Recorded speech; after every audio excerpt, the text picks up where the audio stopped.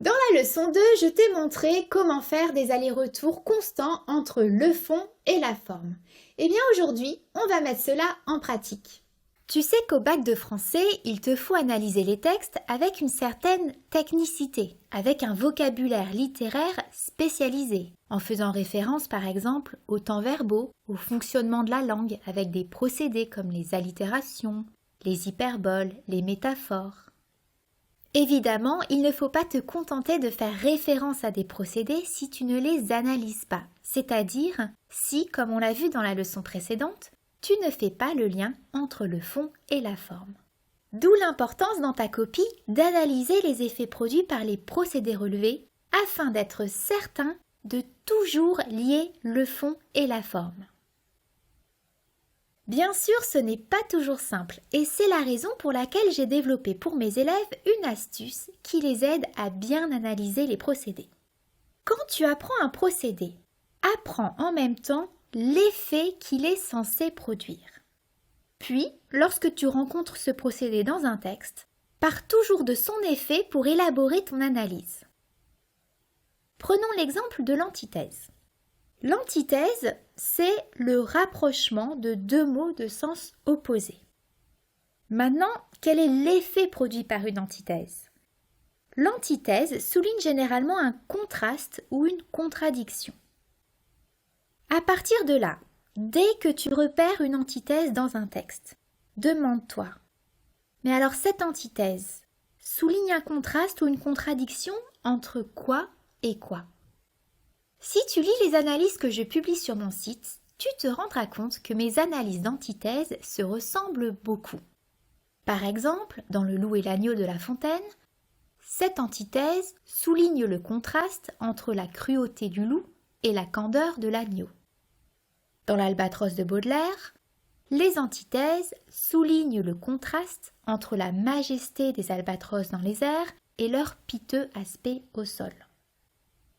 Dans le poème À une passante de Baudelaire, j'utilise encore la même phrase. Cette antithèse souligne le contraste entre la douceur et la violence. Est-ce que tu comprends le principe? En partant de l'effet produit par chaque figure de style, tu développes des automatismes d'analyse qui te font gagner du temps. Exerçons-nous maintenant en prenant la gradation.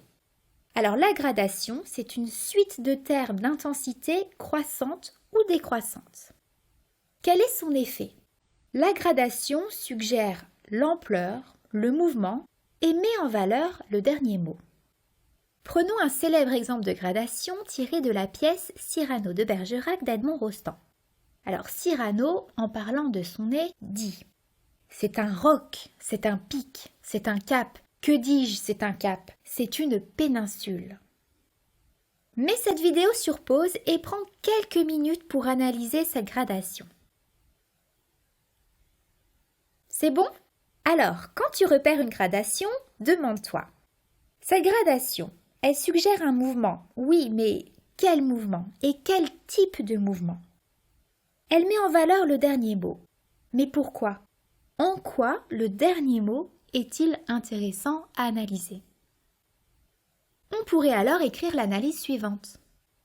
La gradation des termes roc, pic, cap et péninsule crée un mouvement ascendant et met en relief, par un effet d'annonce, le terme final hyperbolique de péninsule qui suscite le rire.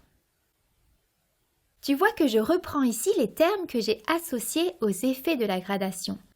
Suggérer l'ampleur, créer un mouvement, mettre en valeur le dernier terme. Il ne me reste donc plus qu'à compléter ces effets en fonction de la phrase à étudier et hop, le tour est joué.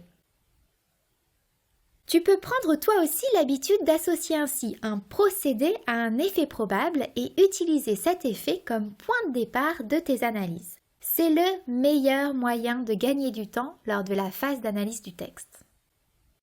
Pour t'aider, tu peux retrouver la liste des figures de style les plus fréquentes et leurs effets dans l'article dont j'ai mis le lien en dessous de cette vidéo et également dans mon livre dont j'ai aussi mis un lien en dessous de la vidéo. À bientôt!